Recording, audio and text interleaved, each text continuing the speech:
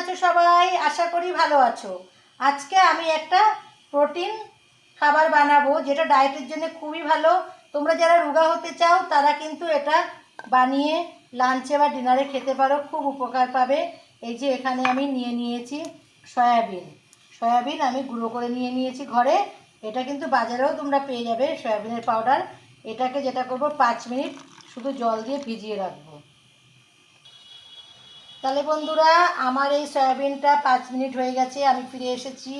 এবার যেটা করব, আমি একটা প্যান নিয়েছি, সেই প্যানে আমি একটু তেল দিয়ে দেবো। জাস্ট একটুই তেল দেবো, কারণ এটা একটা ডায়েটের রেসিপি বলেছি, তাই তোমরা এমনি যদি বানাও তাহলে একটু বেশি তেল দিতে পারো। এবারে এর মধ্যে দিয়ে দেবো জিরে ফোড়ন, আর জিরের সাথে আমি দেবো একটু জোয়ান।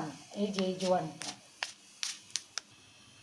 জিরে আর জোয়ানের সুন্দর একটা গন্ধ আসলে এর মধ্যে আমি দিয়ে দেবো পেঁয়াজ কুচি দিয়ে পেঁয়াজটা একটু হালকা রোস্ট করে নেব। পেঁয়াজটা হালকা রোস্ট হয়ে গেছে, এর মধ্যে আমি দিয়ে দেবো টমেটো কুচি।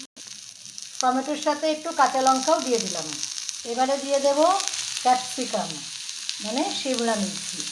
এই সবগুলোকে একটু খুব ভালো নাড়িয়ে নেব। এবারে দিয়ে দেবো হলুদ গুঁড়ো, জিরে গুঁড়ো, দিলাম একটু ম্যাগি মশলা তোমাদের কাছে না থাকলে নাও দিতে পারো, একদম অপশনাল, টেস্টের জন্য একটু দিলাম। আর দিয়ে দেবো নুন। যেহেতু এটা ডায়েটের আইটেম, তাই নুন একদম কম দেবো। তোমরা যদি তাড়াতাড়ি রোগা হতে চাও তাহলে বিনা নুনেরও এটা বানিয়ে খেতে পারো। এবারে একটু সময় ঢাকা দিয়ে রেখে দেবো। ঢাকা খুলে দেখে নেব, হ্যাঁ, তরকারিগুলো সব নরম হয়ে গেছে। এবার আমি এর মধ্যে যেটা দেবো দেখতে থাকো। দিয়ে দেবো সেই ভিজিয়ে রাখা সয়াবিনটা আমি একটা নেটের পরে সেঁকে নিয়েছি। আর কি দেবো দেখো, দেখতে দেবো ঘরে বানানো, দিয়ে দেবো ঘরে বানানো পনিরটা একদম আমি ঘরে বানিয়ে নিয়েছি। আর এখানে দিয়ে দেবো মুগ স্প্রাউট, যেটাকে বলে স্প্রাউট মুগ। এখানে তোমরা স্প্রাউটটা না থাকলে নাও দিতে পারো। সবজি, পানির আর সয়াবিনটা দিয়েও কিন্তু একটা হেলদি প্রোটিন খুব সুন্দর আইটেম এটা হতে পারে। এবার এটাকে খুব ভালো করে এখন মিক্স করতে হবে। খুব সুন্দর মিক্স করে নিয়েছি। দেখো বন্ধুরা, দেখতে কত সুন্দর হয়েছে। একটা হেলদি, টেস্টি, খুব সুন্দর প্রোটিন রেসিপি।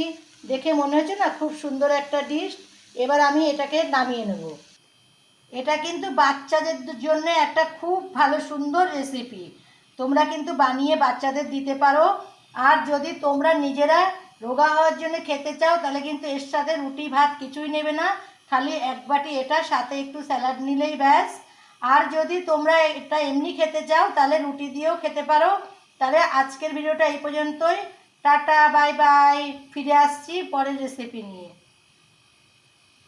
তোমাদের এই রেসিপিটি যদি ভালো লাগে তাহলে আমার এই চ্যানেলটি সাবস্ক্রাইব করে রাখো, বা আমার এই রেসিপিটি লাইক শেয়ার করো।